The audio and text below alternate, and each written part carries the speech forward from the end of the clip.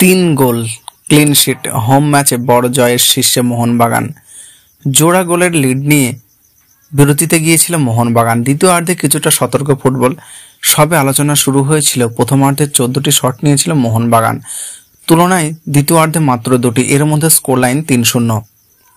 Indian super লিগে জয়ের হ্যাটট্রিকের পর একটা ড্র। দীর্ঘ বিরতির আগে সেই ড্র যেন অনেক বড় বার্তা দিয়েছিল মোহনবাগান শিবিরে। কোথাও ছন্দে ভুল হচ্ছে না তো?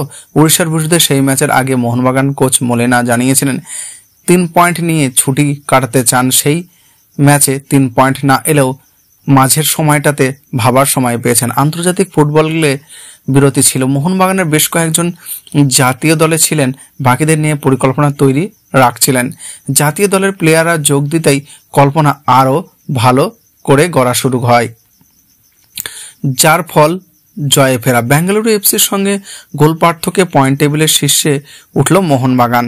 ঘরের মাঠে জামশেদপুর এফসির বিরুদ্ধে ক্লিন শিট, 3-0 ব্যবধানে জয়। সবচেয়ে বড় স্বস্তি টম অ্যালড্রেজ ও লিস্টন কার্লসের গোল। ম্যাচের 15 মিনিটে মোহনবাগানকে এগিয়ে দেন টম। তিমি পেত্রাসের কর্নার থেকে বল পান দীপক টাংরি। তার শট ডিফেন্সের জঙ্গল থেকে আলভেতোর হেড। বল শূন্যে থাকা অবস্থায় টম অ্যালড্রেজ শট ভলিতে গোল অ্যালড্রেজের। আইএসএল তার প্রথম, তেমনই প্রথমার্ধে অ্যাডেড টাইমে লিড 2-0 করে লিস্টন ক্লার্কসও। এই মৌসুমে দুর্দান্ত খেলেও গোল পাচ্ছিলেন না। 28 শটের পর অবশেষে এই মৌসুমে স্বস্তির প্রথম গোল। প্রতিপক্ষ ডিফেন্সে একাধিক প্লেয়ারকে কাটিয়ে গোল লিস্টনের। জোড়া গোলের লিড নিয়ে বিরতিতে গিয়েছিল মোহনবাগান। দ্বিতীয়ার্ধে কিছুটা সতর্ক ফুটবল, সবে আলোচনা শুরু হয়েছিল। প্রথমার্ধে 14টি শট নিয়েছিল মোহনবাগানের তুলনায় দ্বিতীয়ার্ধে মাত্র 2টি। এর মধ্যে স্কোর লাইন 3-0।